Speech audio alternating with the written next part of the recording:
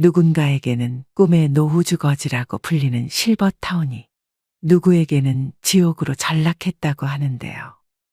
여러분은 실버타운이 노인지옥이라는 말에 얼마나 공감하시나요? 실버타운은 노인들을 위한 주거 형태로 청소, 세탁, 식사, 의료 서비스 등 노후 생활을 편안하고 안락하게 보낼 수 있는 복지주택을 말합니다. 쉽게 말해 유료 양로원이나 노인복지주택을 뜻하죠. 인기가 좋은 실버타운은 대기가 2년이 넘는 곳도 있다고 합니다. 호텔 스위트룸 같은 곳에 살면서 청소 안 해도 되고, 침구는 매일 뽀송뽀송하고, 삼시세끼 고급진 식단으로 이루어진 식사를 할 수 있고, 아프면 언제든지 의료진의 진료를 받을 수 있는 곳. 비슷한 연령대 친구들과 살아온 인생 이야기를 하며 수영장 헬스클럽에서 건강을 챙기고 다양한 프로그램이 있어 지루할 틈이 없을 것 같은 곳. 서울 도심이나 인근 도시에 자리 잡고 있어 외출도 자유로울 뿐만 아니라 가족들도 교통체증 없이 수시로 찾아올 수 있는 이곳은 지상낙원으로 비춰질 수 있습니다.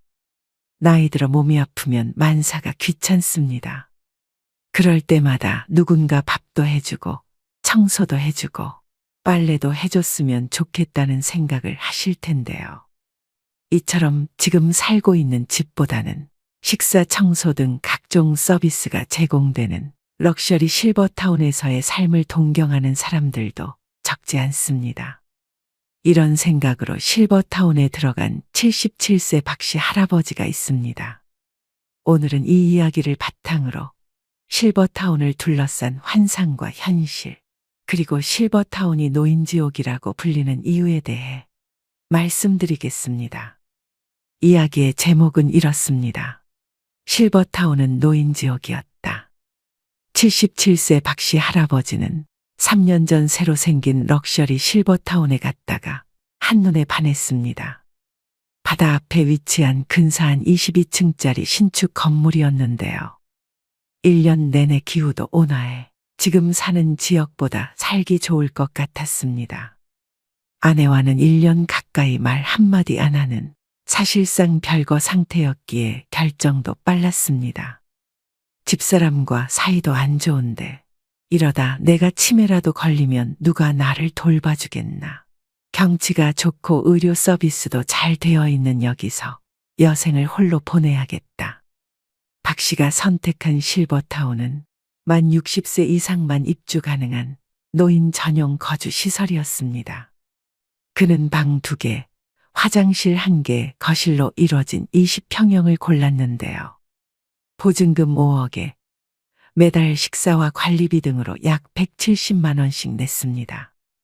바다로, 산으로 첫 1년은 마치 천국에 온 기분이었죠. 하지만 점점 일상의 무게에 짓눌리기 시작했습니다.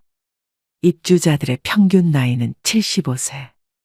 전체 입주자의 3분의 1은 침대에 누워 일어나지 못하는 노쇠한 환자들이었고 3분의 1은 지팡이나 휠체어에 의지해야만 움직일 수 있는 노인들이었습니다. 박 씨처럼 70대이면서 건강한 노인은 많지 않았습니다. 부와 연륜을 쌓으며 성공한 인생을 일군 엘리트들과의 지적인 대화를 기대했지만 허무한 착각으로 끝나버렸습니다.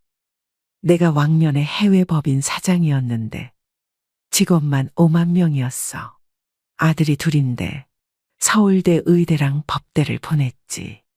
끝없는 전직, 재산, 자식 자랑에 스트레스만 쌓여갔습니다.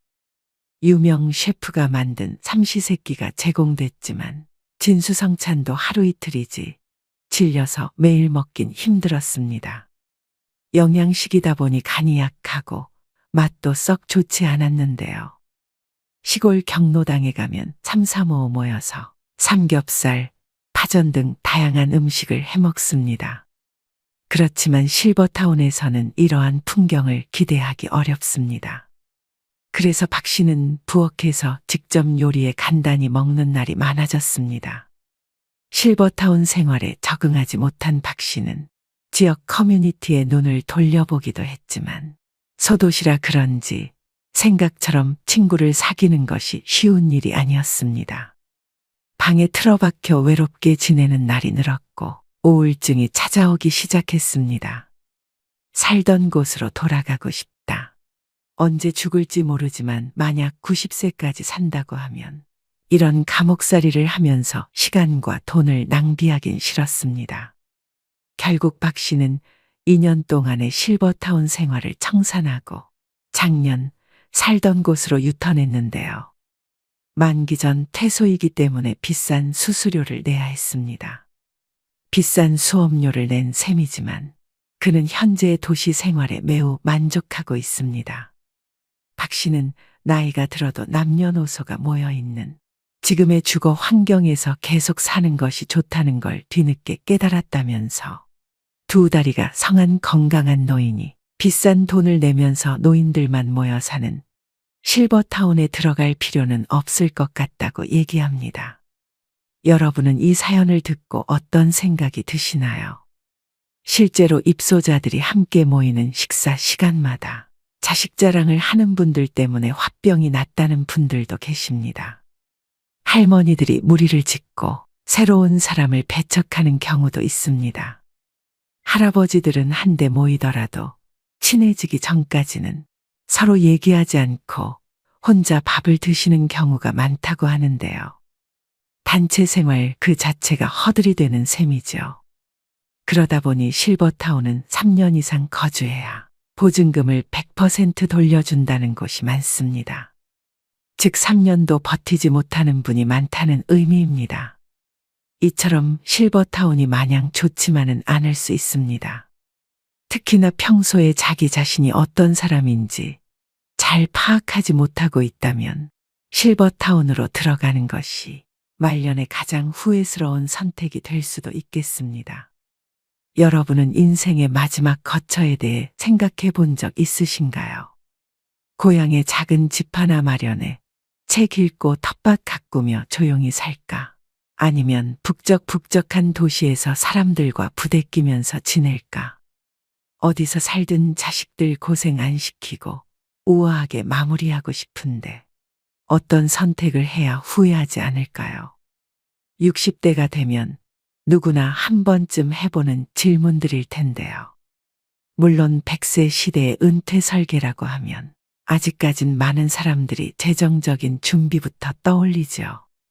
하지만 마지막 거처에 대한 결정이야말로 최우선 순위에 놓고 준비해야 할 부분입니다. 평균 수명이 길어지면서 퇴직한 이후에도 살아야 할 시간이 길어졌기 때문입니다.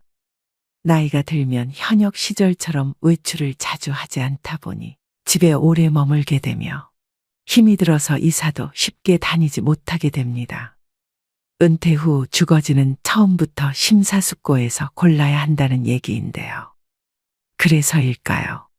우리보다 앞서 고령화를 겪은 선진국에선 노후 준비는 집에서 시작해서 집에서 끝난다고 말할 정도입니다. 은퇴한 노인들은 어디에서 살기를 원할까요? 디지털 뉴에이징 연구소가 노인 실태 조사를 토대로 분석해 봤더니 대다수 노인들은 살던 집에서 늙어가기를 희망하고 있었습니다. 건강한 노인은 86%, 기력이 떨어진 노쇠한 노인조차도 75%가 현재 집에서 계속 살고 싶다고 답했습니다. 거동이 불편하게 되었을 때는 어떻게 하고 싶으냐는 질문에서도 전체 응답자의 55%가 돌봄 서비스를 받으면서 현재 살고 있는 집에서 계속 살고 싶다고 답했습니다. 아무리 건강이 나빠져도 이미 오래 살아서 익숙해진 동네에서 벗어나는 건 원치 않는 것인데요. 돌봄, 식사 등 서비스가 제공되는 노인요양시설에 들어가겠다는 응답자 비중은 32%로 두 번째로 많았습니다. 다만 건강 상태에 따라 온도차는 있었습니다. 노쇠한 노인의 경우엔 요양시설에 들어가겠다는 응답자 비중이 36%로 건강한 노인 31%보다는 높았습니다. 신혜리 경희대 노인학과 교수는 지역 사회에 계속 거주하는 이른바 에이징 인 플레이스는 한국뿐만 아니라 전 세계적인 공통 트렌드라며 노인들은 대부분 살던 집에서 계속 살기 원하며 건강이 좋지 않아 원래 집에서 살기 어려워졌다면 그때 일상생활 지원 서비스가 제공되는 주택 입주를 고려한다고 말합니다. 시설에 들어가게 되면 그동안 맺어왔던 지역 사회 혹은 이웃 관계망과 단절되기 때문에 불편해도 살던 집에서 계속 살고 싶어 한다는 설명입니다. 그럼에도 불구하고 럭셔리 실버타운에 들어가 사는 꿈을 꾸고 계신 분들도 적지 않을 텐데요. 얼마 전 호텔식 실버타운에 들어갔다가 2년 만에 퇴소한 70대 초반 부부는 이렇게 말합니다. 실버타운에 입주한 지 얼마 안 됐을 땐 그야말로 천국과 같았습니다. 내부의 수영장과 헬스클럽은 물론이고 소극장의 도서관, 당구장, 탁구장, 노래방, 그리고 방문한 가족들과 모임을 가질 수 있는 고급 레스토랑, 스카이라운지에 와인바가 있어 자신이 좋아하는 재즈를 들으며 이웃 친구와 늦도록 담소를 나눌 수 있겠다는 생각에 부부는 행복했습니다. 이게 5년 전의 일입니다. 이곳에서 나중에 거동이 불편할 때라도 보살핌을 잘 받으며 자식들에게 부담 주지 않고 여생을 보내면 되겠구나 하는 생각에 마음까지 홀가분해졌다고 합니다. 첫 몇 개월은 그야말로 구름 위를 걷는 기분이었습니다. 사실 실버타운 안에 있을 때는 호텔 같은 방 안에서 많이 지냈고 시설을 본격적으로 이곳저곳 이용하기보다는 외출해서 친구들을 만나 자랑하기 바빴기 때문에 여전히 방문객처럼 지냈습니다. 입주 후 들뜬 몇 개월이 지나자 점점 일상의 무게에 짓눌리기 시작했습니다. 밥 한 끼를 먹으러 식당에 내려가려 해도 옷을 외출할 때처럼 차려입고 나가야 했습니다. 안 그러면 분위기를 해친다는 말이 나오기 때문이었습니다. 자신과 같은 관심거리를 갖고 있는 사람을 실버타운에서 찾기 어려웠을 뿐만 아니라 모여서 하는 이야기를 들어보면 대개는 끝없는 자기 자랑과 자식 자랑만 늘어놓기 일쑤였습니다. 친구를 만나 이런 하소연을 했더니 대뜸 이런 말을 했습니다. 아니 뭐하러 그렇게 비싼 돈 내고 그런 데 들어가서 사냐. 호텔은 그냥 여행 가서 잠깐씩 다녀오면 되는 거고 그곳에서 제공하는 서비스라면 내가 사는 주상복합 아파트와 별반 다르지도 않아. 나도 아파트에서 나와서 엘리베이터 타고 내려가면 온갖 식당들이 한 빌딩 안에 있고 헬스클럽, 병원의 목욕탕에 커피숍과 슈퍼마켓도 있고 빵집도 있고 그 정도는 건물 밖에 나가지 않아도 살 수 있어. 70대 부부는 실버타운 생활 2년 만에 그곳을 나왔습니다. 이 과정을 거치면서 깨달은 것은 건강한 노인이 비싼 돈을 내면서 노인들만 모여 사는 실버타운에 들어가면 더 빨리 늙는다는 것이었습니다.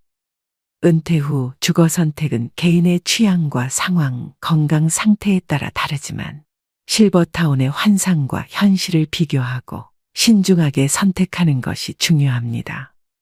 누군가는 내가 살던 익숙한 집에서 살기를 희망하고 누군가는 아무리 내가 살던 지금 이곳이 좋아도 결국에는 요양원으로 들어가게 되지 않을까 생각하며 미리 마음의 준비를 하고 계실지도 모르겠습니다. 여유가 있다면 요양원 대신 실버타운 입주를 희망하시는 분들이 많습니다. 물론 경제적인 여유가 뒷받침되어야겠지만 좋은 실버타운의 경우 들어가려면 몇 년 이상 대기하는 곳이 있을 정도로 인기가 많은 것도 사실입니다. 하지만 앞서 말씀드렸다시피 실버타운이라고 해서 마냥 다 좋지는 않습니다. 고령화 사회에서는 지역 사회와의 연결성이 더욱 중요해지며 높은 비용의 시설에서만 행복을 찾는 것이 아니라 자신이 속한 지역에서의 안정된 삶을 찾는 것이 현명한 선택일 수 있겠죠. 실버타운에 들어갔다 후회한 80대 김씨 할아버지도 있는데요. 김씨 할아버지는 이제 남은 여생을 자식들에게 피해 주지 않고 말년을 아주 편안하게 지낼 수 있을 것이라는 부푼 꿈을 안고 실버타운에 들어갔습니다. 하지만 막상 실버타운에 들어가 보니 당시 할아버지의 생각이 바뀌는 데는 그리 긴 시간이 걸리지 않았습니다. 실버타운에 처음 들어왔을 때는 유명 대학교 출신 교수, 박사들은 물론 의사, 변호사 출신이었던 사람들이 많이 있었지만 이분들도 하나같이 자기 자랑과 자식 자랑하기 일쑤였다 합니다. 그게 싫어서 그런 사람들이 한 명이라도 무리에 있다면 할아버지는 그들을 피하게 되었습니다.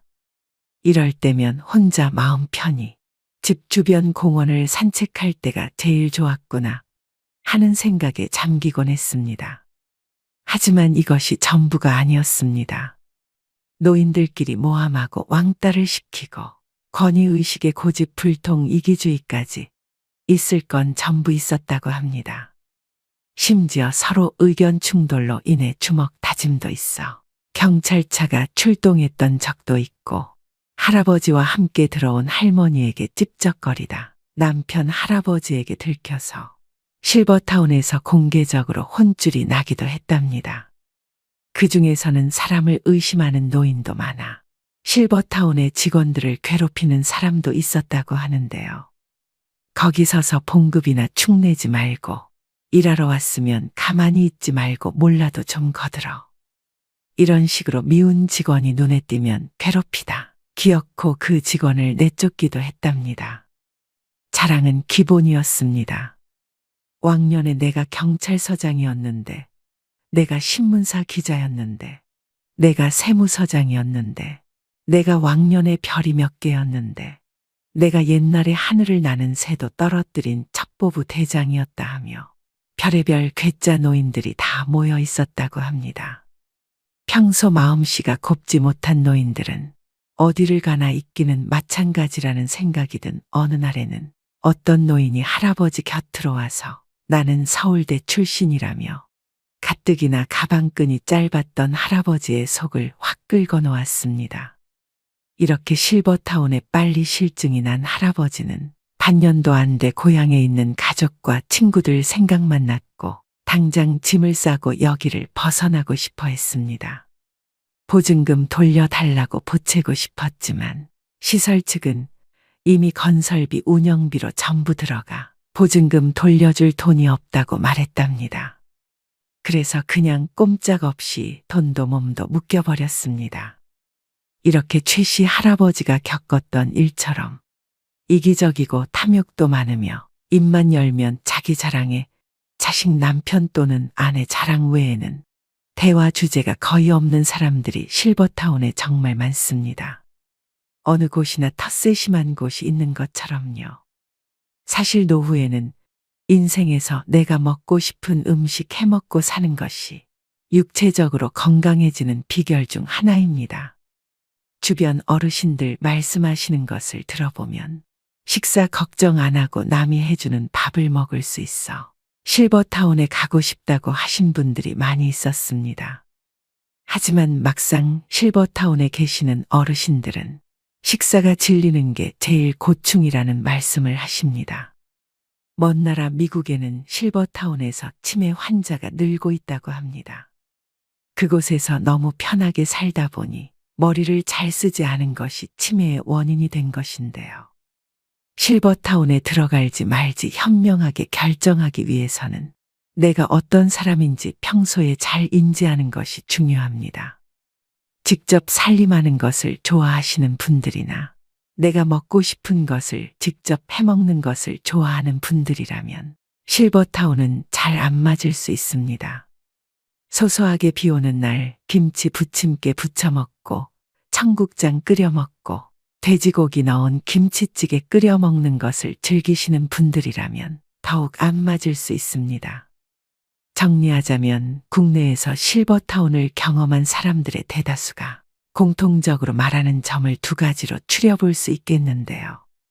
첫 번째, 활력을 잃는다. 본인도 노인이지만 매일 노인들을 보고 노인들과 함께하면 활력이라는 것을 찾아보기 힘들어지고 본인도 점점 활력을 잃어간다는 느낌을 가지게 됩니다. 입주 후 시간이 길어질수록 더 늙어가는 것 같다는 느낌이 든다는 것이지요. 어린 사람들과 자꾸 자꾸 어울려야 한 살이라도 더 어려진다라는 말을 실감하게 됩니다. 독일의 어느 학자는 노인끼리 모여 살면 그 자체가 불행이다 말했습니다. 두 번째, 자꾸 남과 비교를 하게 된다. 남과의 비교는 결국 본인의 마음을 더 힘들게 하는 만병의 근원이라는 걸 잘 아실 텐데요. 알면서도 자꾸 비교를 하게 됩니다. 예를 들어 공용 소파에 앉아서 차 한잔하고 있으면 다른 자식들이 엘리베이터에서 내려 부모님 집에 가는 것을 보게 됩니다. 얼마 지나지 않아 다른 손자가 내리는 것을 보게 됩니다. 이젠 남의 집 자식들의 얼굴을 기억합니다. 이건 간단한 예이지만 여러 종류의 다양한 일들에서 남들과 비교를 하게 됩니다. 실버타운이 아니라면 이렇게 구체적으로 비교를 할 일도 없습니다. 비교를 하더라도 그저 일상에서 일어나는 일들로 비교를 할 뿐이죠. 그런데 실버타운은 이런 일들이 집중적으로 일어납니다. 비교할 것들이 너무나도 많이 생겨납니다. 물론 실버타운의 장점도 있습니다. 어떤 곳은 식사는 물론 일주일에 2번씩 청소며 설거지며 빨래까지 해줍니다. 그리고 운동, 요가, 명상, 걷기 등 체력을 단련할 수 있는 프로그램뿐 아니라 치매 예방 관리 프로그램도 제공되는 곳들이 있습니다. 뿐만 아니라 비상 상황을 대비해서 의료 서비스를 제공해주고 친목을 도모하는 다양한 동호회나 공연, 자원봉사를 지원해주는 곳도 있습니다. 만약 성격상 내가 주도해서 하는 것보다 이렇게 누군가 대신 해주는 것을 좋아하는 성격이라면 실버타운은 말년을 보낼 최적의 장소가 될 수 있습니다. 하지만 말씀드렸다시피 단점이 있기 마련입니다. 먼저 실버타운은 비용이 많이 듭니다. 실버타운에 들어갈 경우 월 평균 200에서 350만 원 정도의 돈이 필요하기 때문에 경제적으로 이런 여유가 있지 않은 분들은 쉽게 들어가기 힘든 것도 사실입니다. 또한 어떤 곳은 입주 조건이 매우 까다롭다고 합니다. 아픈 사람들을 받아주는 곳도 있지만 기본적으로 스스로 생활할 수 있는 정도의 건강한 분들만 받는 곳도 있습니다. 아무리 실버타운에 대한 로망이 있다고 해도 평생 살 것이라 생각해 결정하기보다 조금 경험해보고 안 맞으면 나올 수도 있다는 가능성을 열어두는 것이 좋습니다. 대표적인 고급형 실버타운으로 유명한 삼성 노블 카운티의 경우 가장 작은 규모 30평의 집에 1인이 입주할 경우 보증금은 2억 1천만 원에서 2억 7천만 원 수준이라고 합니다. 월세는 60만 원이며 1인 기준 생활비는 155만 원 정도라고 하는데요. 식대는 별도이고 1인당 64만 원 정도라고 합니다. 만약 노인 한 명이 삼성 노블 카운티에 거주할 경우 월세 생활비 식대를 모두 더하면 월 280만 원 정도이고 계약 기간이 3년이라고 생각했을 때 총 들어가는 생활비는 1억 정도가 되며 같은 기준으로 부부가 들어갈 시 3년 동안 1억 5천만 원이 넘는 수준이니 만약 계획이 있으시다면 이런 경제적인 부분들을 미리 따져보는 것이 좋습니다. 많은 분들이 실버타운 대신에 노인복지 주택을 알아보기도 하는데요. 노인복지 주택은 실버타운과 비슷한 개념으로 건강한 노인들을 대상으로 식사, 주거, 의료, 복지 등 편의시설을 제공하는 주택을 일컫는 말입니다. 노인복지 주택은 크게 민간 분양 노인주택과 공공임대형 노인주택으로 나뉩니다.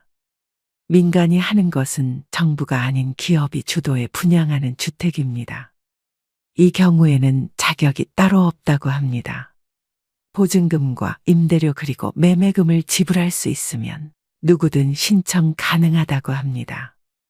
이곳의 월 비용은 150만 원 이내라고 합니다.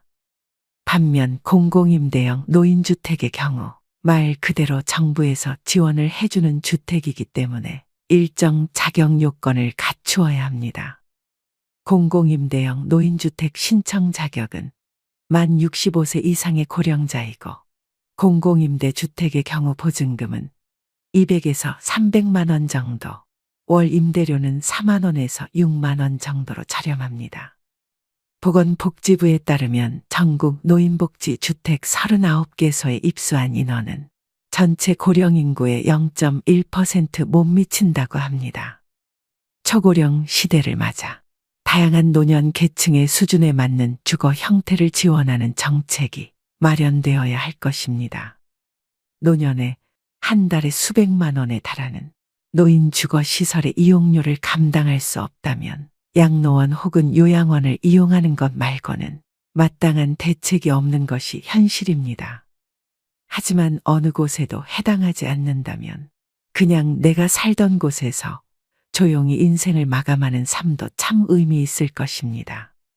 내 집에서 내 맘대로 사는 게 바로 천국 아닐까요? 세계에서 손꼽히는 장수마을을 블루존이라고 부릅니다. 이들 지역에 가보면 최고급 커뮤니티 시설은 없습니다. 그저 함께 모여 생활하고 대화하며 맛있는 음식을 해먹는 게 전부입니다. 결국 사람이 문제인 것이니 실버타운도 입소 전에 자신의 성격이나 유형을 따져봐야겠습니다. 정부에서도 성격과 성향이 비슷한 사람들끼리 모일 수 있도록 노인복지주택 유형을 다양하게 개발해 공급하면 좋겠다는 생각을 해봅니다. 오늘 말씀드린 실버타운의 장단점을 고려하셔서 노후의 거처는 여러분에게 정말 천국 같은 곳에서 지내시길 바라봅니다. 오늘도 노후의 지혜와 함께 해주셔서 감사드립니다. 황금빛으로 무르익어가는 여러분의 지혜로운 인생을 언제나 응원합니다. 요즘 실버타운 광고가 눈에 띄게 많이 보이고 있습니다. 정부가 10년 가까이 막았던 분양형 실버타운을 다시 허용하는 쪽으로 가닥을 잡은 가운데 얼마 전 9년 만에 도입하기로 했다고 합니다. 최고급 시설과 편리한 커뮤니티 시설 등 화려한 광고로 노년의 우리들을 유혹합니다. 광고를 보고 실버타운 입주를 고려하는 사람들이 많아졌습니다. 은퇴 후 행복한 삶을 꿈꾸며 많은 사람들이 선망하는 실버타운. 하지만 실제로 입주해보니 꿈만큼 멋진 곳은 아니었다고 후회하는 목소리도 적지 않습니다. 과연 실버타운은 은퇴 후 행복한 삶을 보장하는 천국일까요? 아니면 지옥일까요? 오늘 영상에서는 한때 로망이었던 실버타운에 들어갔다가 후회와 상처만 남기고 돌아온 분의 사연과 노후의 주거지의 후회 없는 선택을 위한 실질적인 조언을 제공하고자 합니다. 영상 끝까지 시청해 주시고 소중한 분들께도 공유 부탁드립니다. 실버타운에 들어갔다가 계약 기간을 1년여 남겨놓고 다시 고향으로 돌아온 김말순 할머니의 사연은 이렇습니다. 평화로운 아침 김말순 할머니는 마당에 앉아 조용히 보리차를 마십니다. 차 한 모금이 따뜻하게 목을 적셔주었습니다. 그리고 곧 마음속 깊은 곳에서는 여전히 실버타운에서 기억하고 싶지 않은 추억이 떠올랐습니다. 창밖을 내다보며 말순 할머니는 고요한 시골의 풍경을 바라보았습니다. 이제는 다시 고향으로 돌아와 편안한 일상을 보내고 있었지만 실버타운에서 시간은 그녀에게 깊은 상처를 남겼습니다. 70대 중반의 김말순 할머니는 조용한 시골 마을에서 평생을 보낸 후 실버타운으로 이사를 결정했습니다. 말순 할머니는 다정하고 인자한 성품을 지닌 분으로 세 자녀를 모두 키워내고 이제는 자신의 여생을 편안하게 보내고자 했습니다. 남편은 몇 해 전 세상을 떠났고 자녀들은 각기 다른 도시에서 바쁜 삶을 살고 있어 말순 할머니는 혼자 남겨진 시간을 채우기 위해 실버타운을 선택하게 되었습니다. 무엇보다 남편이 없는 일상은 지루하고 쓸쓸했는데 그리고 혼자 지내다가 갑자기 아프게 될 경우 곤란한 상황 때문에 실버타운에 더욱 더 끌렸죠. 말순 할머니는 작은 텃밭을 가꾸는 것을 좋아하며 젊은 시절에는 마을 사람들에게 손맛 좋은 음식 솜씨로 유명했습니다. 사람을 좋아했던 할머니는 마을 사람들에게도 친절했습니다. 새벽 일찍 일어나 마당을 쓸고 집안을 정돈하는 일은 할머니의 오랜 일과였습니다. 비록 시골에서의 삶이 단순하고 평범했지만 그녀에게는 모든 것이 소중한 일상이었습니다.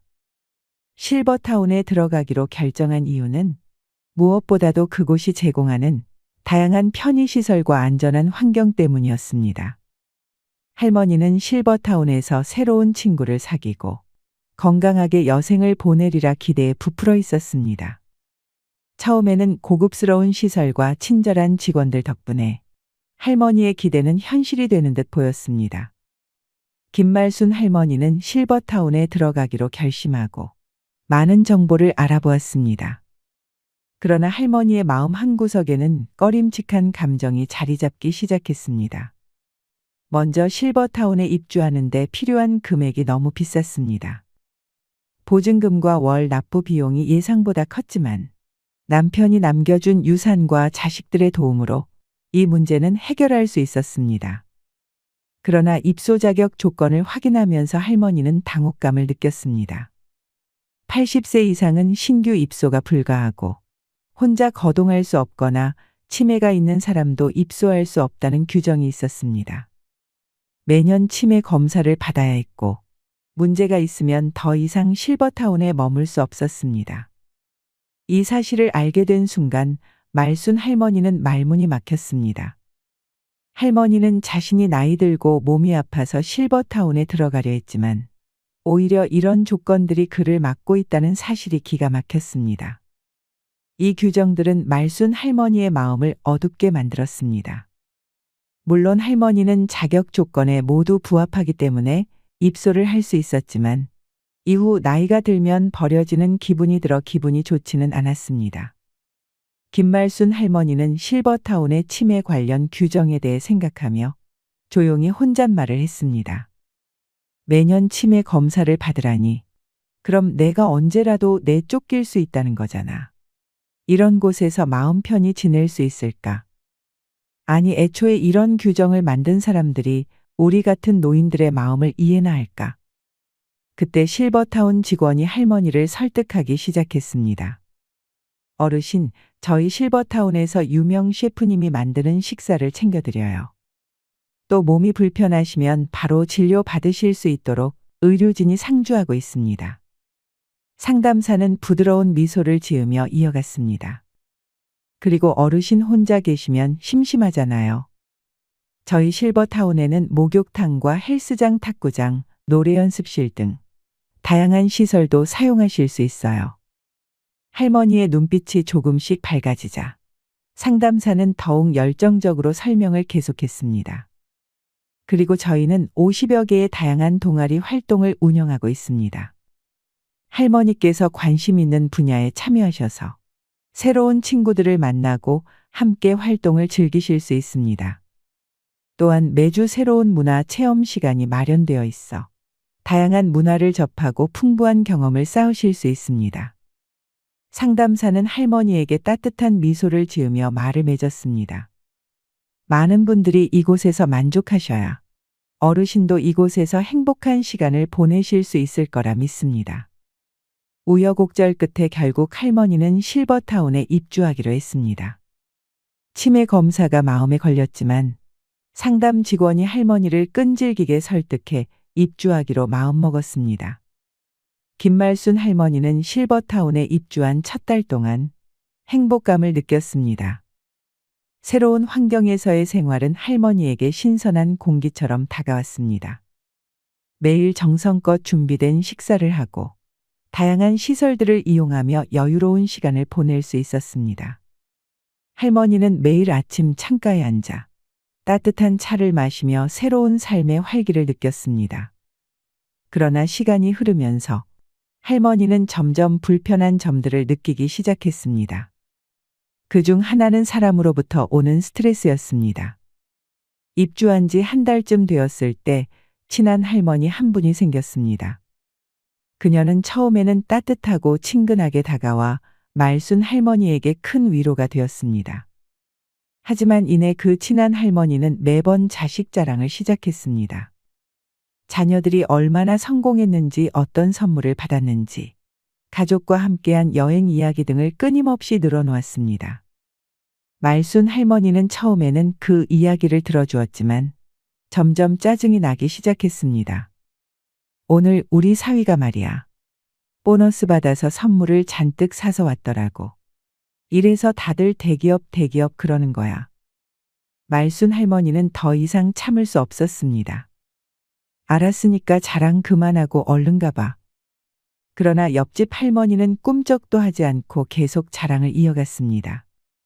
이번에도 뽀보너스 나왔다고 하면서 임플란트를 새로 해준다고 하지 뭐야. 내 이가 몇 개 안 좋거든. 말순 할머니는 옆집 할머니의 등을 떠밀다시피 하며 문 쪽으로 인도했습니다. 이 불편한 감정은 시작에 불과했습니다. 말순 할머니는 실버타운에서의 생활이 점점 더 견디기 어려워지는 것을 느꼈습니다. 처음에 설렘과 기대는 사라지고 그녀의 마음속에는 불안과 외로움이 자리 잡기 시작했습니다. 실버타운에는 이상한 문화가 있었습니다. 매 끼니마다 제공되는 식사는 모든 입주민들이 활용할 수 있는 식당에서 제공되었는데 그때마다 모두들 격식 있는 차림으로 등장해서 식사를 하는 것이 하나의 관습이었지만 신경 쓰지 않았습니다. 그래서 매번 편한 복장으로 식당에서 밥을 먹었습니다. 그러던 어느 날 말순 할머니는 다른 사람들이 자신을 욕하는 것을 우연히 듣게 되었습니다. 저 할망구 매너하고는 실버타운에 살면서 격식이란 걸 모르네. 한 할머니가 콧방귀를 끼며 말했습니다. 다른 할머니가 비웃으며 덧붙였습니다. 맞아, 맨날 저렇게 후줄근한 옷만 입고 다니더라. 혼자 사니까 더 그런가 봐. 아무도 신경 안 쓰니 자기를 가꾸지도 않네. 여자는 늙어도 여자인데. 세 번째 할머니는 큰 소리로 웃으며 말했습니다. 명품 하나 없는 거 보니 자식들이 신경도 안 쓰는 모양이야. 우리 딸은 나한테 항상 좋은 것만 사주는데. 더 이상 참을 수 없었던 할머니는 자리에서 일어나 그들에게 다가갔습니다. 이봐요. 할머니는 분노에 찬 목소리로 외쳤습니다. 지금 무슨 소리를 하시는 겁니까? 세 분 몰려다니면서 남 욕하는 게 격식 있는 사람이 할 수 있는 태도예요? 어이가 없어서 제발 내면을 좀 더 가꾸세요. 말순 할머니는 그 말을 남기고는 자리에서 빠져나왔습니다. 그 사건 이후로 실버타운에서 말순 할머니에 대한 소문이 빠르게 퍼졌습니다. 다른 할머니들은 은근하게 그녀를 따돌리기 시작했습니다. 할머니는 식당에서 혼자 식사하는 시간이 늘어났고 모임에서도 외면당하는 일이 많아졌습니다. 마치 투명 인간이 된 듯한 느낌이었습니다. 할머니는 외로웠지만 그래도 꿋꿋했습니다. 어느 날 말순 할머니는 오랜 친구를 만나러 갔습니다. 친구는 주상복합 아파트에 살고 있었고 말순 할머니는 그곳에서의 생활이 어떤지 궁금해졌습니다. 친구의 이야기를 들어보니 주상복합 아파트는 실버타운과 비슷한 점이 많았습니다. 아파트 단지 내에는 식당, 헬스장, 커뮤니티 센터, 수영장 등 다양한 시설이 갖추어져 있었습니다. 할머니는 아파트를 둘러보며 이곳의 활력 넘치는 분위기에 깊은 인상을 받았습니다. 이곳에는 노인들뿐만 아니라 젊은 사람들도 많아서 생동감이 넘쳐 보였습니다. 실버타운과 달리 같은 노인들끼리 교류는 적었지만 오히려 할머니는 이것이 더 마음에 들었습니다. 실버타운에서 겪었던 파렴치한 사람들을 다시 만나는 것보다 소수의 마음이 맞는 사람들과 교류하는 것이 더 나을 것 같았습니다. 물론 시설은 실버타운이 조금 더 좋았지만 아파트도 못지 않았습니다. 그리고 무엇보다 입주 비용이 크게 차이가 났죠. 친구와의 식사를 마치고 집에 돌아오는 길에 생각했습니다. 물론 장점도 있었지만 이제는 단점들만 눈에 들어오기 시작했습니다. 실버타운에서 제공하는 셰프의 음식은 처음에는 좋았지만 매번 먹다 보니 질리기 시작했습니다. 노인들을 상대로 한 메뉴라서 음식은 싱거워 맛이 없었고 집밥이 그리웠습니다. 광고에서는 많은 노인들이 있어 친구를 많이 사귈 수 있을 것이라고 했지만 현실은 달랐습니다. 대화 주제가 맞지 않아 교류가 거의 없었습니다. 실버타운의 노인들은 결국 모여서 남 욕이나 하고 자기 자식 자랑만 했습니다. 말순 할머니는 그런 사람들과 어울리는 것이 점점 불편해졌습니다. 값비싼 비용, 질리는 음식, 다른 사람 눈치를 봐야 하는 생활 방식, 그리고 무엇보다도 남의 이야기를 좋아하는 사람들 속에서 그녀는 진정한 행복을 찾지 못했습니다. 그래서 할머니는 결국 실버타운을 떠나기로 결심했습니다. 다른 할머니들은 말순 할머니의 결정을 말렸지만 그녀의 결심을 꺾을 수는 없었습니다. 여기를 떠난다고 해서 더 나은 곳이 있을까요? 한 할머니가 물었지만 말순 할머니는 단호히 대답했습니다. 여기서는 제 마음이 편하지 않아요. 더 이상은 못 참겠어요. 그렇게 말순 할머니는 결국 계약 기간을 채우지 못하고 위약금을 내고 실버타운을 떠났습니다. 다시 고향으로 돌아온 할머니는 편안한 내 집에서 새로운 삶을 시작했습니다. 우리는 나이 들면 어떤 곳에서 살지 고민하게 됩니다. 지금은 예전처럼 자기 집에서 가족의 보살핌을 받으며 여생을 보내기 어려운 현실입니다. 많은 노인이 실버타운이나 요양원 같은 노인 주거시설에서 삶의 마지막을 보내다가 병원에서 숨을 거둡니다. 많은 사람들이 그렇겠지만 형편이 닿는다면 제 집처럼 편안한 곳을 선택하고 싶을 것입니다. 실버타운은 일반 양로원과 비교할 때 경제적으로 여유가 있는 노년층이 선택할 수 있는 주거시설을 의미합니다. 24시간 경비 시스템, 최첨단 스마트 홈 시스템, 전용 골프 코스, 스파, 헬스장 등 상상 이상의 혜택을 누릴 수 있습니다. 이는 단순한 물질적인 풍요를 넘어 특별한 삶을 향한 열망을 충족시켜 주지요. 하지만 실버타운의 현실은 달랐습니다. 화려함 뒤에는 여러 가지 문제점이 존재합니다. 다음은 실버타운에 같이 입주한 80대 후반 부부의 말로입니다. 실버타운에 살던 80대 후반 노인 부부가 말이다. 젊어서부터 그렇게 부부 싸움을 해왔다는데 그날 점심에 남편만 밥을 먹으러 내려왔고 식사 후 혼자서 산보를 하더니만 방에 올라와 보니까 할머니가 욕조 미끄럼 방지 손잡이에 목을 맸지 뭐니. 결혼한 지 60년이 지났는데도 아직 싸울 거리가 남아있으니 기운도 좋다고 사람들마다 욕을 하더라. 우연찮은 기회로 실버타운에서 저녁 식사를 하고 건물을 한 바퀴 돌면서 실버타운에서 일하고 계신 이모님이 들려주신 비극입니다. 실버타운에서 노인들의 문제가 심각하다면서 일주일 전에 이모님 옆방에 입소한 할아버지는 부인이 돌아가시고 스스로 식사와 생활을 건사하지 못하자 자식들이 이 실버타운에 모셨습니다.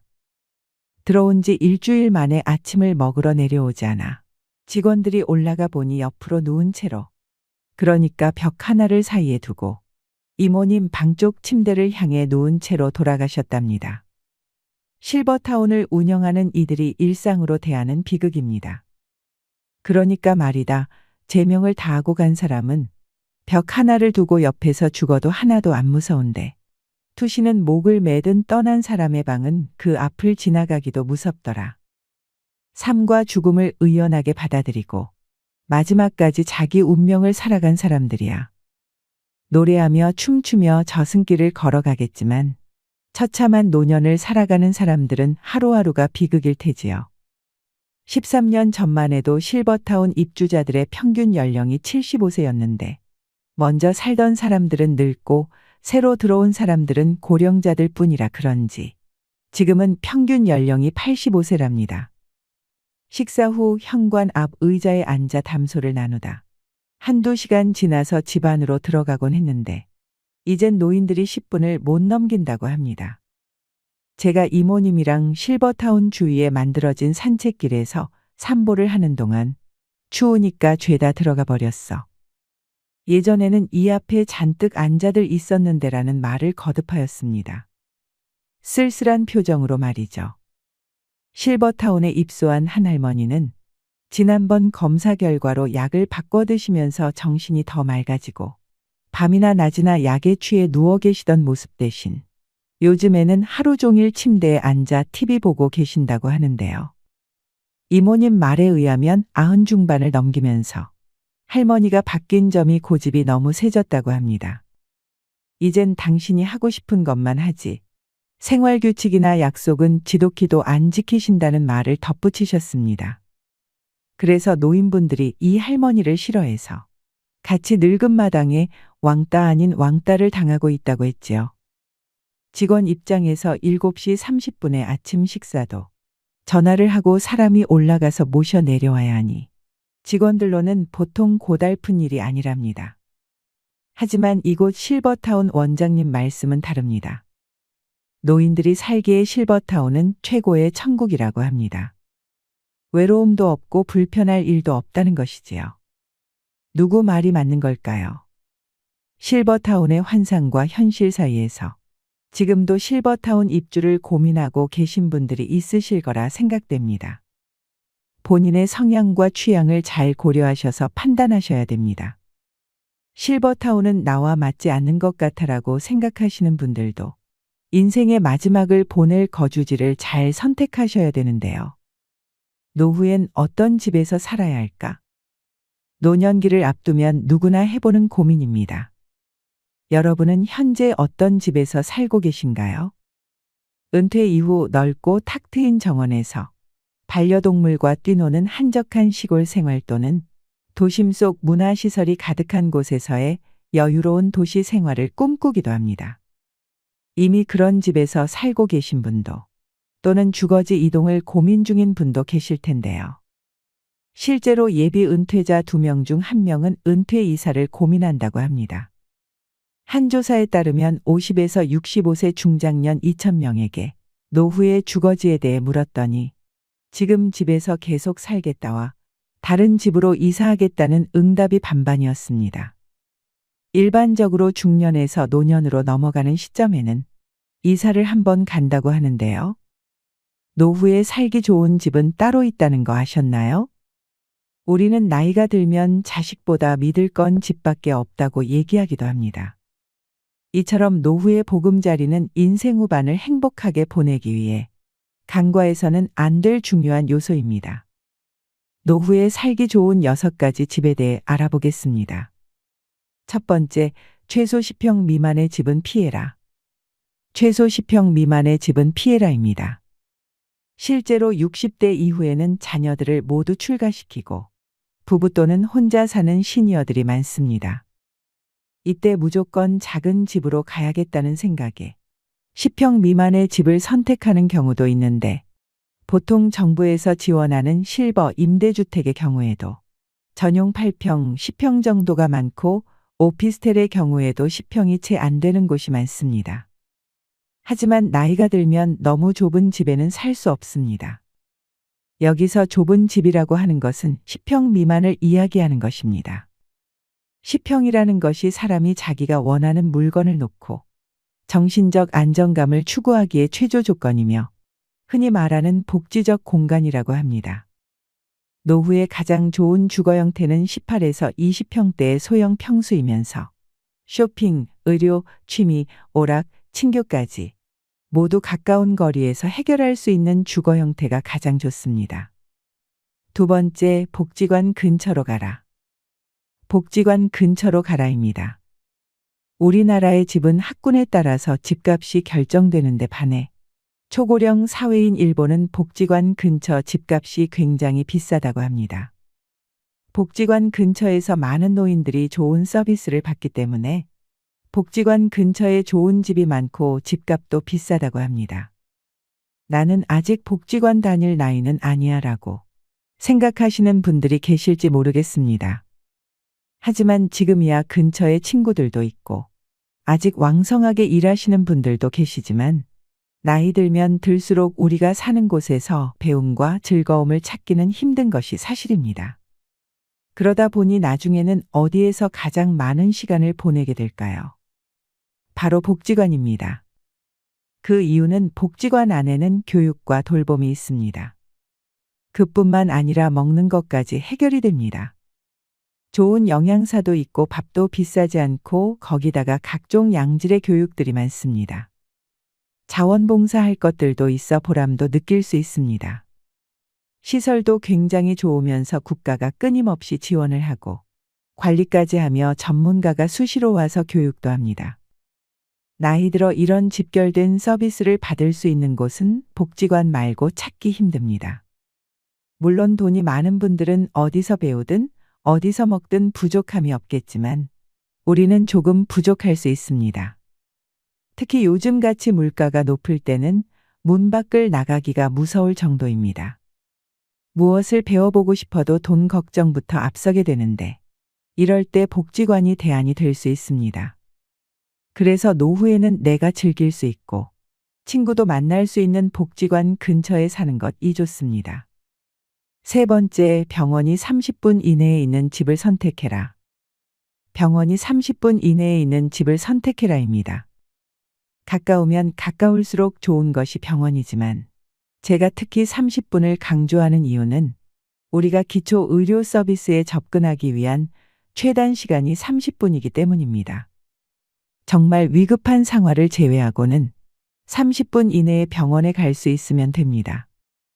요즘 의료시설이 잘 되어 있어 지방 몇몇 곳을 제외하면 보통은 30분 이내에 병원이 있습니다. 노후에 집을 선택할 때는 병원이 가장 우선순위가 되어야 합니다. 중년을 넘어가면서 건강에 대한 이슈가 굉장히 커지게 됩니다. 아무리 몸 관리를 잘한다고 해도 70이 넘어가면 병원을 자주 가게 됩니다. 가벼운 병은 가까운 곳에 가서 치료를 한다고 하지만 중병이나 장기질환들, 만성질환들이 계속 발생하게 되면 큰 병원을 많이 이용할 수밖에 없습니다. 그래서 질병에 대한 관리가 가능한 곳이 30분 이내에 갈 수 있는 것이 가장 좋습니다. 네 번째, 자녀와 살아야 한다면 가치보다는 근처를 선택해라. 자녀와 살아야 한다면 가치보다는 근처를 선택해라입니다. 우리는 자녀와 살고 싶지 않지만 어쩔 수 없이 함께 살아야 하는 상황이 올 수 있습니다. 많은 시니어분들이 사별을 경험할 때 이사를 생각하게 된다고 합니다. 사별을 경험하게 되면 내가 몇십 년을 살던 내 집이 갑자기 공허하고 무섭기 시작합니다. 또 한 가지는 집이 너무 관리하기에 크고 어렵습니다. 그래서 그때 집을 좁혀 가거나 아니며 자녀들이 가까이 있는 쪽으로 옮겨가시는 분들이 많이 계십니다. 이때 우리가 반드시 생각해야 할 것 있습니다. 부모와 자녀가 함께 살면 주거비나 식비의 부담이 줄어들고 외로움은 어느 정도 해소될 수 있으나 사위나 며느리와의 관계에서 오는 새로운 인간관계 스트레스가 생길 수 있다는 것입니다.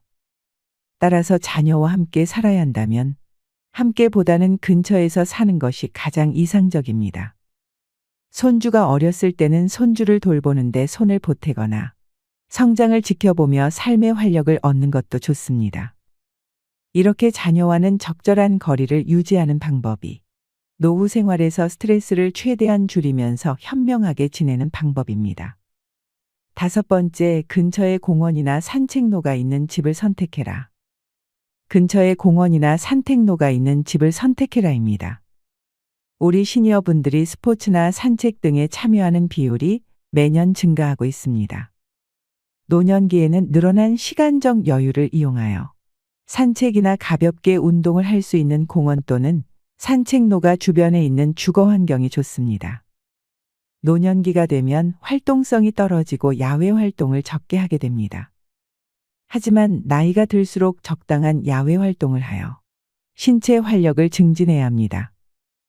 동네 주변의 산책은 신선한 공기 자연의 아름다움을 느낄 수 있어 심혈관 건강 증진뿐만 아니라 노인 우울증 예방에도 아주 좋습니다. 여섯 번째, 노후용 집은 따로 있다.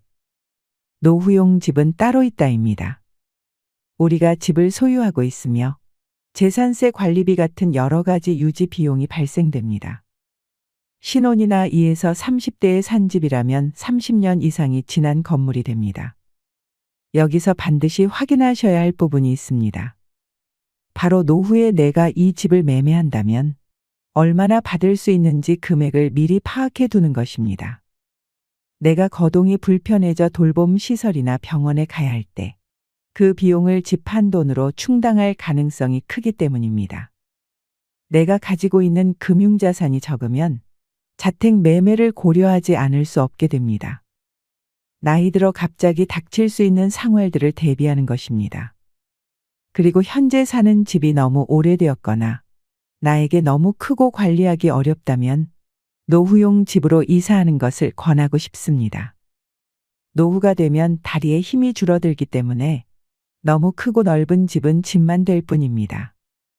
젊고 아이들과 있을 때는 크고 넓은 집이 좋지만 혼자 혹은 둘일 때는 청소도 힘들 뿐 아니라 잡동사니들이 쌓이기 때문에 작은 집이 좋습니다.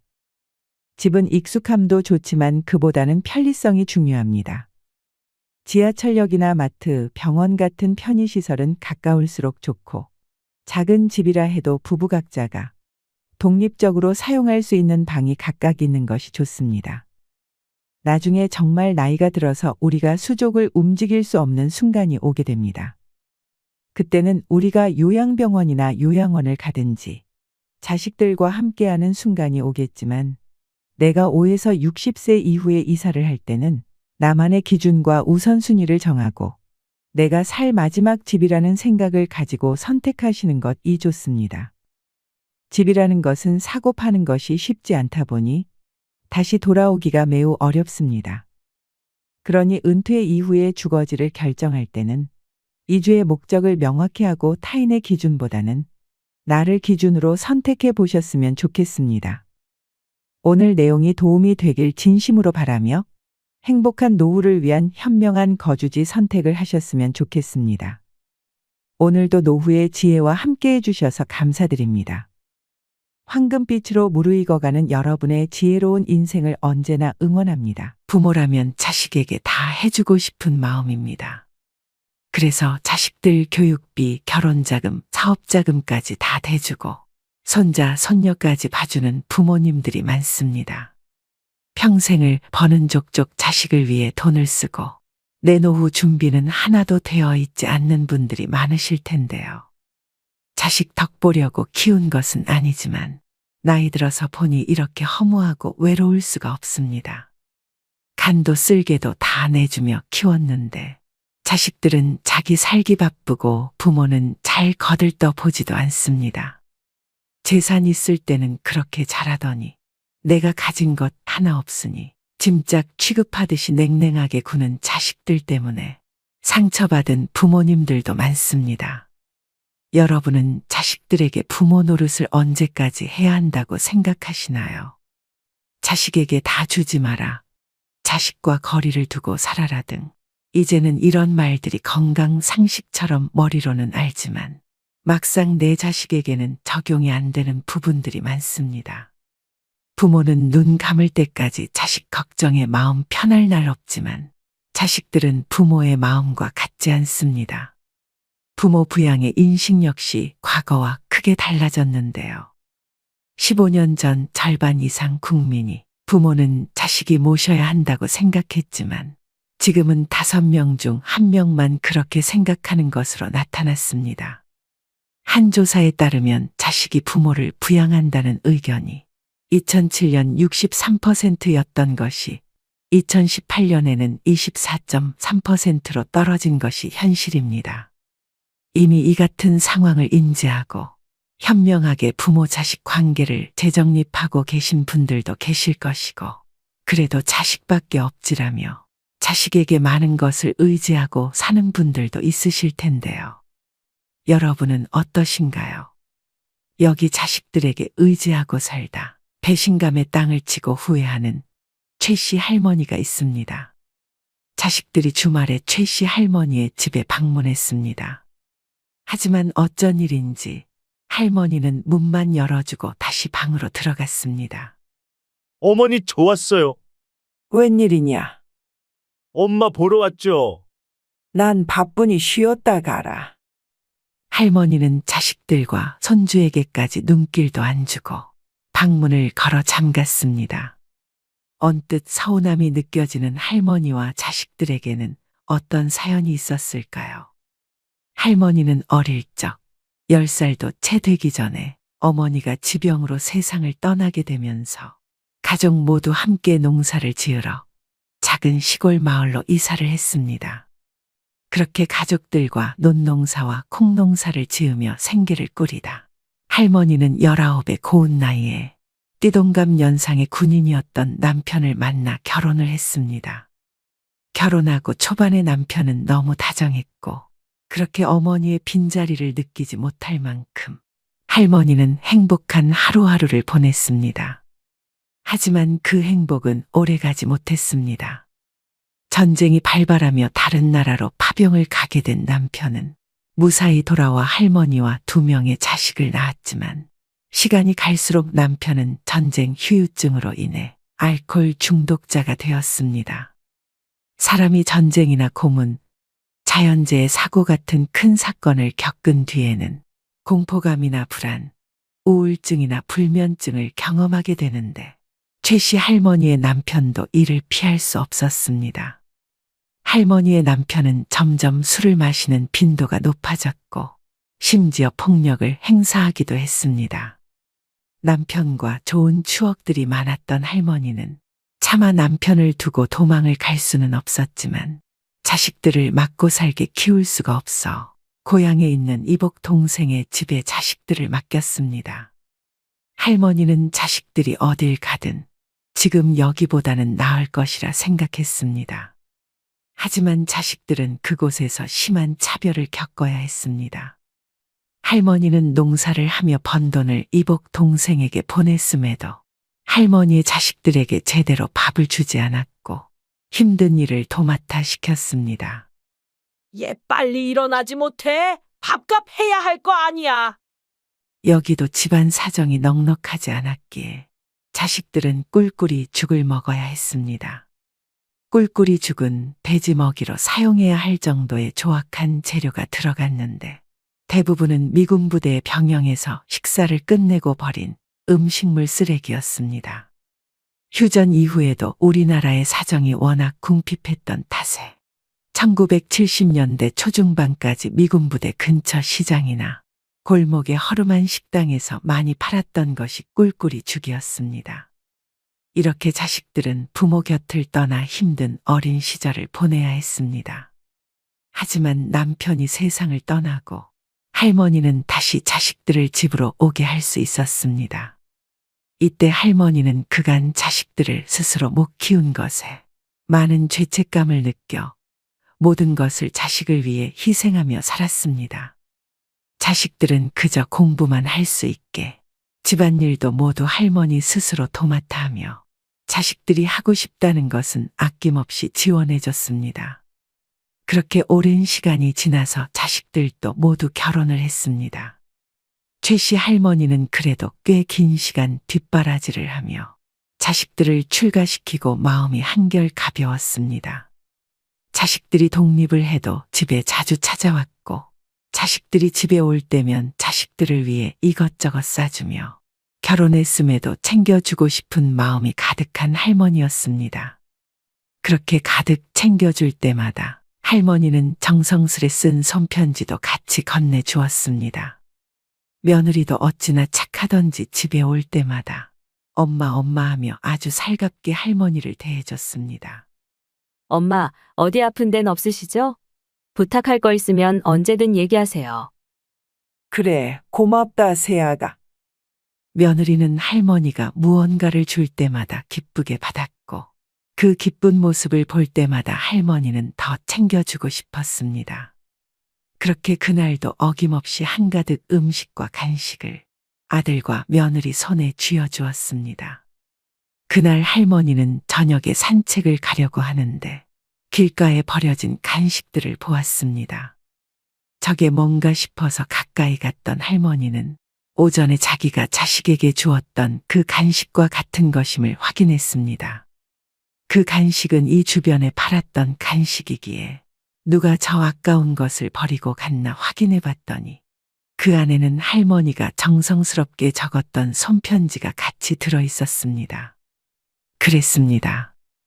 할머니가 줬던 음식들과 간식들은 대부분 아들과 며느리는 차에 타기 전에 그 동네에 버리고 간 것입니다. 할머니는 실수로 두고 갔다고 생각하고 싶었습니다. 다음에 자식들이 왔을 때 마찬가지로 아들 내외에게 간식들을 잔뜩 챙겨주러 안방에 들어갔던 할머니는 아들과 며느리가 수군대는 소리를 들었습니다. 할머니는 작은 소리에도 잠을 잘 못 주무실 만큼 귀가 예민했고 때문에 며느리의 말을 또렷이 들을 수 있었습니다. 그만 좀 주시라고 해. 이런 거 누가 먹는다고. 저번에 주신 것도 너무 냄새나서 차 타기 전에 바로 버렸잖아. 버리는 것도 다 일이라고. 어떻게 그래? 저렇게 좋아하시는데. 그때 버려진 간식이 실수가 아니었다는 것을 할머니는 그제서야 깨달았습니다. 할머니는 그 자리에서 두 손 한가득 들고 있던 간식들을 내려놓았습니다. 그러고는 다시 거실로 나와서 아이고, 내가 너네 주려고 간식을 사놓는다는 걸 오늘은 깜빡했나 보구나. 나이 드니 기억이 영 가물가물하네. 다음에는 꼭 챙겨주마. 그래, 괜찮아, 엄마. 맞아요. 아직 주신 간식들도 집에 많이 있어요. 라고 말하며 좋아하는 표정을 숨기지 못하는 며느리의 모습을 보며 할머니는 씁쓸했습니다. 그래도 자식 온다고 음식을 만들어서 싸놓았던 도시락을 자식들에게 건네며 이거라도 가져가라고 했습니다. 순간 며느리의 표정은 일그러졌지만 할머니는 애써 무시하며 아들에게 도시락을 건네주었습니다. 아들 부부가 차에 타는 모습을 할머니는 지켜봤습니다. 하지만 얼마 안 가 아들 내외는 마트에서 노란색 비닐봉투를 사고 나왔습니다. 그 자리에서 며느리가 눈살을 찌푸리며 할머니가 준 도시락에 있는 음식들을 모조리 쓰레기 봉투 안에 담고 할머니 집 건물 앞에 버리고 다시 출발했습니다. 그 음식은 할머니가 잠도 줄여가며 이른 새벽부터 만든 음식이었습니다. 그 다음에 자식들이 찾아왔을 때 할머니는 며느리가 음식을 버린 사실을 모른 채 했습니다. 대신 몸이 불편하다며 오늘은 줄 것이 없다고 말했습니다. 요새 몸이 안 좋아서 뭐 하나 줄 게 없구나. 그러자 며느리는 뻔뻔스럽게 답합니다. 어머니, 저번에 해주신 멸치볶음 너무 맛있었는데 서운해요. 할머니는 그런 며느리가 가증스러웠다 한들 관계만 더 나빠지니 그냥 나나 모른 척하고 앞으로 안 챙겨주면 된다고 생각했습니다. 생각해보니 이제껏 집에 올 때면 뭐 하나 챙겨오는 것도 없고 왜 자꾸 집에 오는지도 궁금했습니다. 그렇다고 올 때마다 할머니에게 말을 걸기보다는 자기들끼리 이야기할 때가 많았습니다. 할머니는 며느리가 잠깐 외출한 사이 아들에게 물었습니다. 너네 처가댁에는 자주 가니? 그럼 처가댁에 갈 때면 매일 고급 와인이랑 좋은 거 사다가 포장해서 들고 가. 라고 하며 눈치 없는 아들은 자기가 처가댁에 얼마나 잘하는지 자기 어머니에게 자랑했습니다. 할머니 집에 올 때는 이제껏 딱 한 번 마트에 파는 10,000원 조금 넘는 음료수 세트를 사온 적이 전부였습니다. 하지만 아들의 자랑은 거기서 멈추지 않았습니다. 저번에 장인어른이랑 50만 원짜리 하는 고급 와인 마셨는데 맛이 기가 막히더라고요. 그 근처에 새로 생긴 음식점이 있는데 어찌나 맛있던지. 이렇게 자랑하며 끝까지 엄마 데리고 한번 가야겠다는 말조차 하지 않았습니다. 할머니는 며느리가 빈손으로 올 때마다 그냥 요새 물가도 많이 오르고 살기 힘드니 이해하고 넘어갔지만 자기 친정 챙길 때는 그렇게 돈을 많이 쓴다는 사실을 이제 알았습니다. 이 눈치 없는 아들놈은 할머니의 씁쓸한 표정을 보고 그제서야 말을 돌립니다. 그건 그렇고 이 집값 많이 올랐더라, 엄마? 기분 좋겠어? 많이 오르고 말고가 뭐가 중요해. 어차피 죽을 때까지 이 집에서 살 건데. 이후 할머니가 잠깐 친구와 통화를 하러 안방에 들어간 사이 아들과 며느리는 집안 구석구석을 보기 시작합니다. 할머니가 전화를 마치고 거실로 나가려는데 소곤소곤 하는 말소리가 들려왔습니다. 여기는 우리 우주 공부방으로 하면 될 것 같고. 저 큰 방은 자기랑 나랑 쓰면 될 것 같은데. 요새 시세가 많이 올라서 지금 팔면 아주 딱이긴 한데. 그냥 사는 것도 나쁘지 않을 것 같네. 근데 언제쯤 우리 여기로 이사 올 수 있는 거야? 조금만 기다려. 요새 엄마가 치매기가 있는 것 같으니까. 저번에도 우리 주려던 간식 사놓은 줄 알았는데 안 사놓으신 걸 보면 확실하다. 원래 엄마가 그런 거 절대 잊어버리지 않거든. 조만간 치매가 올 게 분명해. 동생은 어차피 이 집에 잘 오지도 않으니까 분명 우리한테 넘겨주실 거야. 그니까 이 집 오기 싫어도 조금만 참아.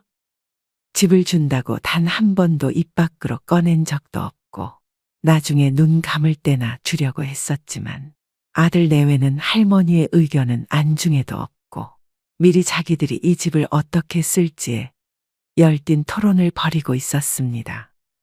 할머니는 화가 나다 못해 어이가 없었습니다. 엄마가 어릴 때 나 버리고 산 거에 엄청 미안해 하거든. 내가 불쌍한 척 부탁하면 다 들어주실 거야. 할머니는 아들을 버린 것이 아니라 지키려고 보냈다고 생각했고 실제로 그랬지만 아들은 자신이 그때 버려졌다고 생각했던 것 같습니다. 하지만 아들과 다시 만난 이후로 할머니는 누구보다 자식들을 위하며 살았습니다. 최선을 다해 자식들을 위했기에 할머니는 이번 아들과 며느리의 대화에 크게 실망했습니다. 얼마 후 어버이날이 다가왔습니다. 저녁에는 처가를 가야 한다며 할머니와는 점심 약속을 잡았습니다. 이번에도 매년 갔던 가성비 있는 갈빗집에 들어왔습니다. 자식들 큰돈 쓰지 말라고 항상 이곳이 가장 좋다며 매 여기를 가자고 졸랐던 할머니였습니다. 하지만 오늘은 할머니도 고급진 음식을 먹고 싶었습니다. 할머니는 이 근처 대게집이 새로 생겼으니 그곳으로 가자고 했습니다. 하지만 그곳을 말하자 아들과 며느리는 당황한 기색을 숨기지 못했습니다. 사실 그곳은 저녁에 처가댁과 함께 가기로 했던 대게집이었던 것이었습니다. 며느리는 손주 핑계를 대며 손주가 해산물을 싫어한다고 말했습니다. 결국 그날도 어김없이 매년 갔던 고깃집으로 들어갔습니다. 할머니는 그래도 오랜만에 딸도 찾아와서 기분이 좋았습니다.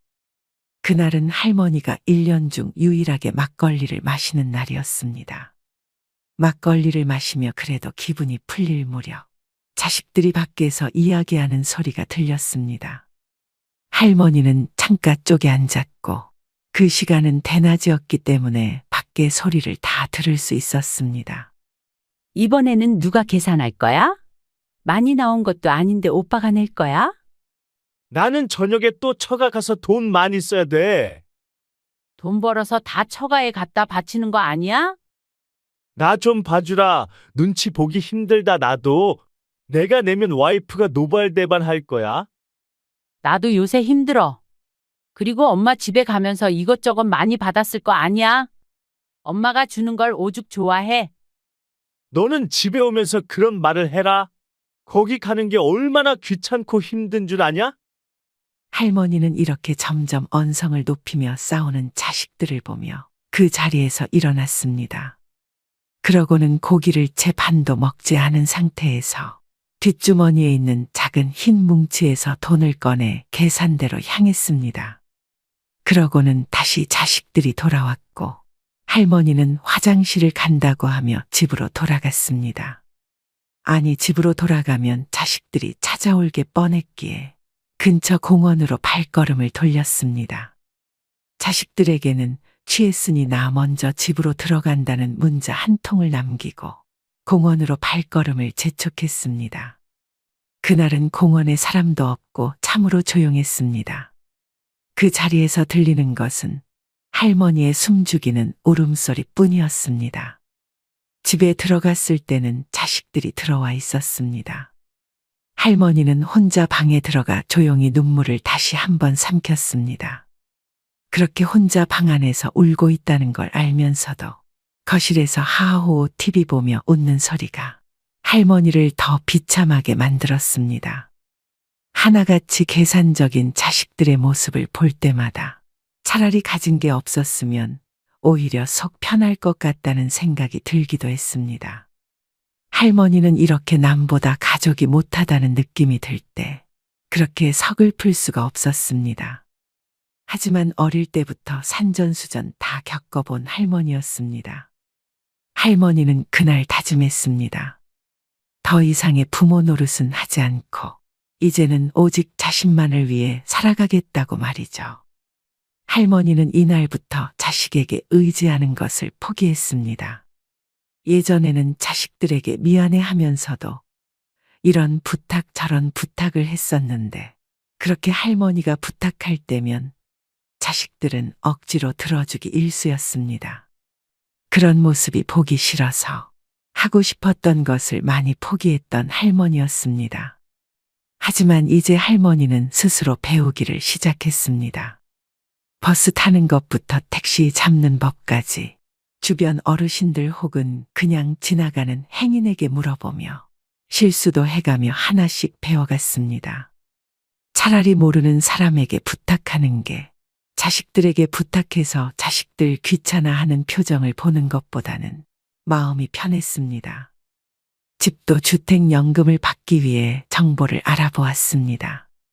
집만큼은 절대 자식들에게 줄 마음이 없었고 어차피 주택연금 받는 법을 자식들에게 물어봤자 자식들은 반대할 것이 뻔했기 때문에 이것도 할머니 스스로가 알아보았습니다. 이렇게 할머니는 혼자 잘 지내는 법을 하나씩 배워가며 자식들이 집에 와도 이제는 문만 열어주고 자기 할 일 하기 바빴습니다. 뭔가 이상함을 느낀 아들과 며느리는 몰래 방으로 들어가 할머니가 집담보로 주택연금을 받으려 한다는 사실을 알게 됐습니다. 그러자 며느리는 화를 참지 못해 할머니에게 다가가 물었습니다. 어머니, 이 집 담보로 주택연금 받으시려고요? 누구 맘대로요? 누구 맘대로라니. 내 집 내 맘대로 하겠다는데 뭐가 문제니? 아니, 저희 이 집 주시려는 거 아니었어요? 제가 이 집을 얼마나 자주 와서 어머니를 모셨는데 어떻게 이래요? 모시긴 뭘 모셔. 내가 준 거 전부 다 버리고. 버릴 거면 너네 집 주변에 버리지. 왜 내 집 주변에 갖다 버리니? 그리고 애초에 니네가 이 집에 뭐 하나라도 제대로 들고 온 적 있니? 너네 친정에는 그렇게 돈 쓰는 거 내가 모를 줄 알았니? 할 말이 없었던 며느리 대신 남편이 와서 엄마에게 화를 냅니다. 엄마, 기억도 가물가물한데 이 집에서 평생 살아서 뭐 하게요? 치매 걸리면 누가 돌봐준다고요? 치매, 내 기억력 아직 멀쩡하다. 아, 저번에 간식, 너네가 하도 주는 거 갖다 버리길래 일부러 거짓말 한 거다. 나 아직 쌩쌩하고 설령 치매 걸린다고 해도 너네한테 돌봐달라고 할 일 죽었다 깨어나도 없으니 그만 썩 나가라. 아들과 며느리는 버텼지만 할머니는 집에 있는 소금을 당장 뿌리기 전에 얼른 나가라고 소리쳤습니다. 처음 보는 할머니의 모습에 겁을 먹은 아들과 며느리는 잽싸게 도망갔습니다. 할머니는 이후 복지센터에 가서 수업도 듣고 집에 있을 때면 화분을 가꾸는 등 자신이 살고 싶었던 삶에 집중했습니다. 할머니는 연금과 모아둔 돈을 자신에게 써가며 남은 노후는 더 이상 자식들을 위해서가 아닌 자기 자신을 위한 삶을 살았습니다. 여러분, 최 씨 할머니의 기가 막힌 사연을 듣고 어떤 생각이 드시나요? 요즘에는 많은 사람들이 자식 덕볼 생각하지 말라고 말합니다. 말년에 편할 줄 알았는데 혼자 독수공방하며 키웠건만 대학 졸업 후 결혼하더니 자식들이 엄마 알기를 마당에 똥개 취급합니다 하며 서러움에 우는 분들도 있습니다. 고령화 시대에 이제는 부모를 버려야 한다, 부모를 버려야 자식이 산다라는 자극적인 문구를 내세우며 언론에서는 너나 할 것 없이 앞다퉈서 우리의 안타까운 현실을 고발합니다. 보건복지부가 발표한 보고서에 따르면 지난해 노인학대 신고 건수는 무려 1만 6천 건에 달한다고 합니다. 하루에 44건의 신고가 접수된 것인데요. 연도별 학대 신고 건수도 꾸준히 증가하고 있습니다. 그런데 노인의 학대가 대부분 가정에서 일어난다는 것을 알고 계신가요? 전체 85%가 가정 내에서 발생한 학대였다고 합니다. 사랑하는 자식에게 학대를 당한 노인들의 가슴에는 시퍼런 멍만 남습니다. 초고령화 사회로 접어들고 있는 만큼 자식에게 버림받는 부모의 사연은 가볍게 봐서는 안 될 문제입니다. 자신을 돌볼 틈도 없이 노후를 향해 열심히 달려온 윗세대 앞에 느닷없이 등장하는 복병이 있습니다. 독립하지 못하는 성인 자녀, 갑자기 닥쳐오는 부모의 간병, 황혼이 온 리스크가 그것들로 모두 사랑하는 가족과 관련됩니다. 인생의 함정과도 같은 이 위기를 잘 극복하려면 무엇을 준비해야 할까요? 오늘은 부모의 노후를 갉아먹는 자녀 리스크에 관한 이야기를 해볼까 합니다. 부모 품으로 돌아가는 성인 자녀, 이른바 캥거루족이 늘고 고령화되고 있습니다.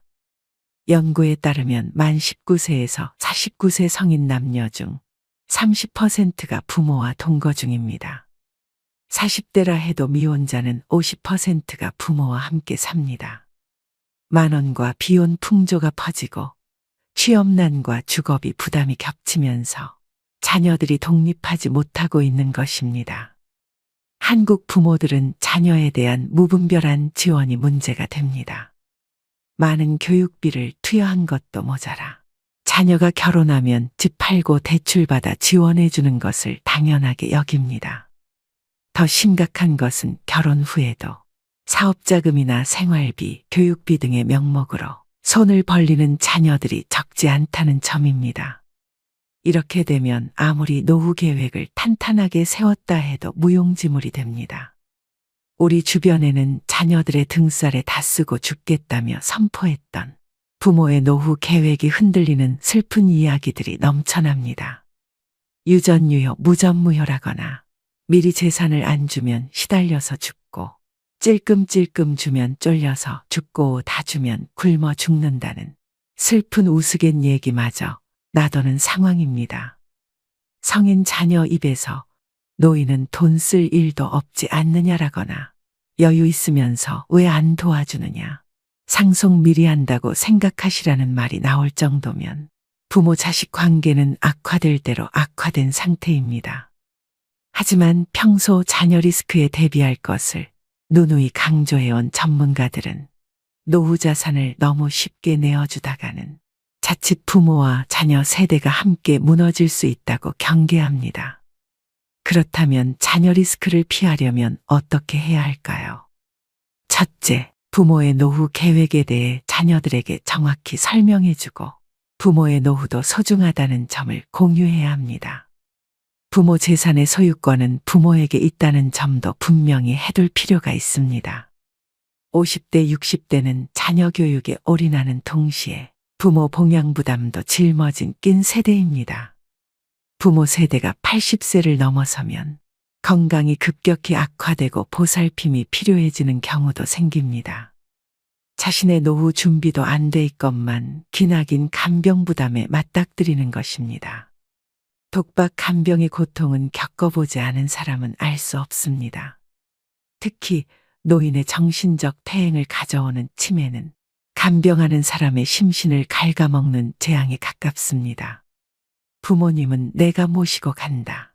2013년 한류 스타의 아버지가 이런 유서를 남기고 부모님과 함께 세상을 뜬 사건이 일어나 세상을 놀라게 했습니다.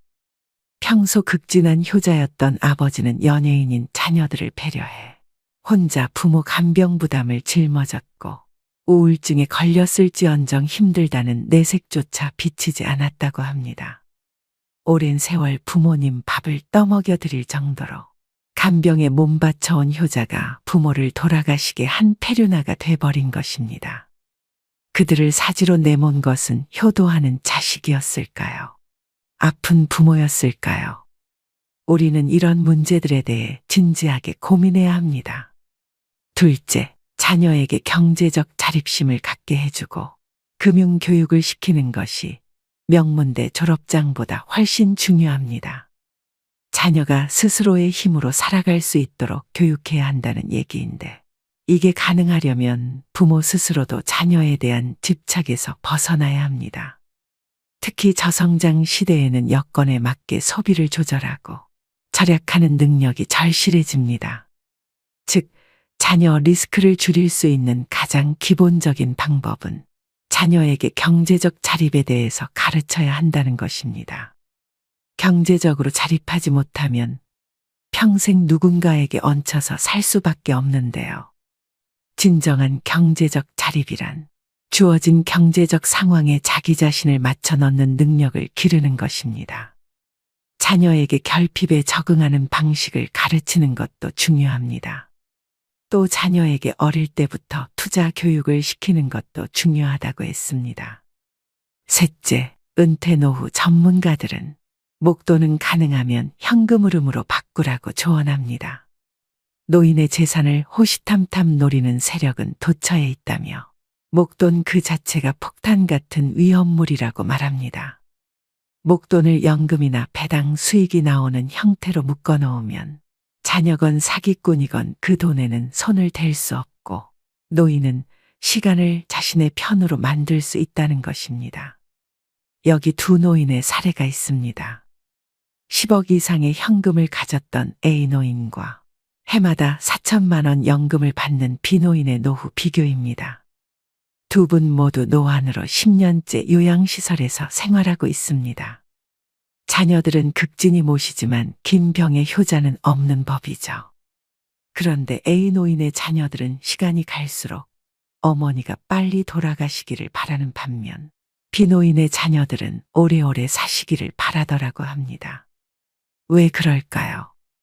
목돈은 주인이 오래 살수록 줄어들지만 연금은 삶을 이어가는 한 따박따박 나오니 오래 살수록 유리하다고 생각하는 것입니다. 참 현실적이면서도 안타까운 얘기가 아닐 수 없습니다. 오늘의 영상 어떠셨나요?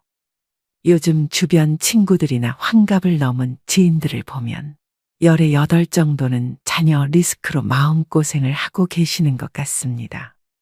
대학을 졸업하고도 아직까지 취직을 못하고 있는 자식, 30이 한참 넘었는데도 아직 결혼을 하지 못하고 있는 자식, 부모가 밀어주어 사업을 시작했는데 시원찮은 자식, 대학을 졸업하고 아직도 경제적인 독립을 하지 못하고 부모 집에 얹혀서 삼시세끼를 먹고 사는 자식, 자식이 자식을 낳으면 그 자식을 부모에게 맡기는 바람에 꼼짝없이 손자 손녀를 돌보느라 감옥 아닌 감옥 생활을 하고 사는 부모들, 본인들은 고정 수입이 끊겼음에도 자식 결혼시킬 때 결혼식장이며 집 마련하는데 경제적인 지원을 해주고 그 이후에는 자식이 자식을 낳으면 또 지원해주고 손자 손녀들이 오는 날이면 용돈도 챙겨주어야 하고 요즘 자식들은 부모가 죽을 때까지 당당하게 AS를 해달라고 주장한다고 하는데요.